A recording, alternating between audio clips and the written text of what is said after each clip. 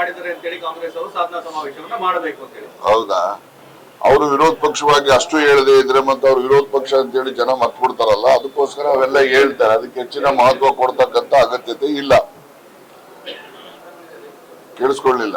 ಚುನಾವಣಾ ಈಗ ಪ್ರಜಾಪ್ರಭುತ್ವ ವ್ಯವಸ್ಥೆನಲ್ಲಿ ಆಡಳಿತ ಪಕ್ಷ ವಿರೋಧ ಪಕ್ಷ ಇರ್ಲೇಬೇಕು. ಇದ್ದಾಗನೇ ಅದು ಪ್ರಜಾಪ್ರಭುತ್ವ. ಅವರು ವಿರೋಧ ಪಕ್ಷವಾಗಿ ಅಷ್ಟು ಕೂಡ ಟೀಕೆ ಮಾಡದೇ ಇದ್ರೆ ಅವರ ಒಂದು ಅಸ್ತಿತ್ವಕ್ಕೇನೆ ಧಕ್ಕೆ ಬರ್ತದೆ. ಅದಕ್ಕೋಸ್ಕರ ಅವರು ಆ ಮಾತುಗಳನ್ನ ಹೇಳಿದ್ದಾರೆ.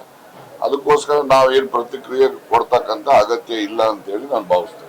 ಬೆಂಗಳೂರಿನಲ್ಲಿ ಜನ ಮಳೆಯಿಂದ ಸಂಕಷ್ಟದಲ್ಲಿದ್ದಾರೆ. ಈ ಸಂದರ್ಭದಲ್ಲಿ ಬೇಕಾಗಿತ್ತಾ ಅಂತ ಕೆಲವರು ನೋಡಿ, ಬೆಂಗಳೂರಿನಲ್ಲಿ ಮಳೆ ಆವಾಂತರಕ್ಕೆ ಅದು ಪ್ರಕೃತಿದತ್ತವಾಗಿ ಬರ್ತಕ್ಕಂಥ ಅವಘಡಗಳು. ಅದ್ರ ಜೊತೆನಲ್ಲಿ ನಾವು ಮನುಷ್ಯರು ನಾವು ಮಾಡಿರ್ತಕ್ಕಂಥದ್ದು ಏನ್ ನಾವೆಲ್ಲ ಕಷ್ಟ ಅನುಭವಿಸ್ತಾ ಇದ್ದೀವಿ, ನಾವೇ self inflicted problems. Those are all the problem.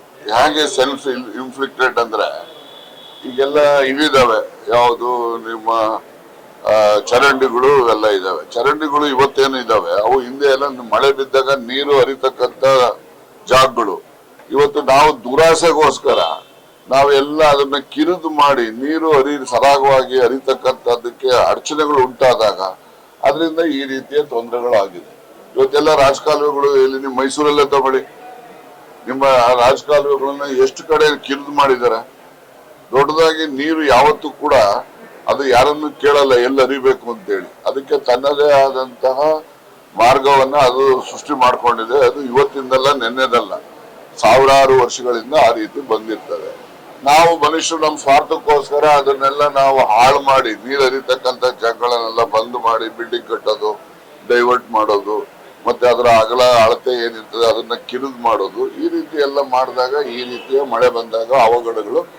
ರಾಜಕಾಲುವೆ ಒತ್ತುವರಿ ತೆರವುನ ಇಂಥ ಸಂದರ್ಭದಲ್ಲಿ ಶುರು ಮಾಡ್ತಾರೆ, ಮತ್ತೆ ಸ್ಟಾಪ್ ಮಾಡ್ತಾರೆ.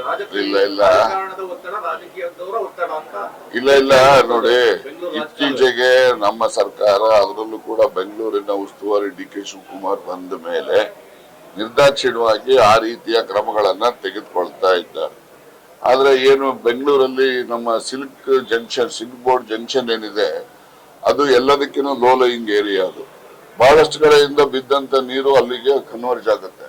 ಅಲ್ಲಿರ್ತಕ್ಕಂತ ಏನು ನೀರು ಹರಿತಕ್ಕಂತ ಜಾಗಗಳು ಏನಿದಾವೆ ಆ ಜಾಗಗಳನ್ನೆಲ್ಲ ಕಿರಿದು ಮಾಡಿರೋ ಹಿನ್ನೆಲೆಯಲ್ಲಿ ಅಲ್ಲಿ ಜನ ಅನುಭವಿಸ್ತಾ ಇದ್ದಾರೆ. ಈಗ ಅದರಲ್ಲಿ ಬಹಳಷ್ಟು ರಾಜಕಾಲುವೆಗಳನ್ನ ಅವೆಲ್ಲವನ್ನು ಕೂಡ ಒತ್ತುವರಿ ತೆರವು ಮಾಡಿಸ ನಿರ್ದಾಕ್ಷಿಣ್ಯವಾಗಿ ಅದು ನಿರಂತರವಾಗಿ ನಡೆಯುತ್ತೆ.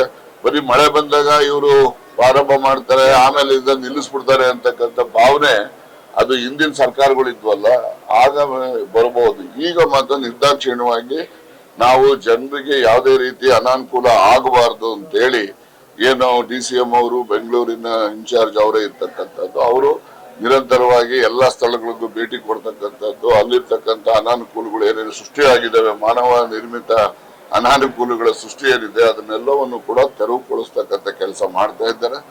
ನಾಳೆ ನಾಡಿನಲ್ಲಿ ಇವತ್ತು ಹೊಸಪೇಟೆ ಕಾರ್ಯಕ್ರಮ ಆದ ಮೇಲೆ ನಮ್ಮ ಮುಖ್ಯಮಂತ್ರಿಗಳು, ಉಪಮುಖ್ಯಮಂತ್ರಿಗಳು ಮತ್ತೆ ಸಂಬಂಧಪಟ್ಟಂತ ಬೆಂಗಳೂರಿನ ಶಾಸಕರುಗಳು, ಸಚಿವರು, ನಮ್ಮ ರಾಮಲಿಂಗಾರೆಡ್ಡಿ ಅವರು ಇರ್ಬೋದು, ಇವರೆಲ್ಲರೂ ಕೂಡಿ ಈ ಭಾಗದ ಏನು ತೊಂದರೆಗೊಳಗಾಗಿರ್ತಕ್ಕಂಥ ಪ್ರದೇಶಗಳಿಗೆ ಭೇಟಿಯನ್ನ ನೀಡಿ ಅದು ಒಂದು ಶಾಶ್ವತವಾದಂತಹ ತೊಂದರೆ ಇಲ್ಲದ ರೀತಿಯಲ್ಲಿ ವ್ಯವಸ್ಥೆಯನ್ನ ಮಾಡ್ತಕ್ಕಂಥದ್ದಕ್ಕೆ ಪ್ರಯತ್ನ ಮಾಡ್ತಾ ಇದ್ದಾರೆ.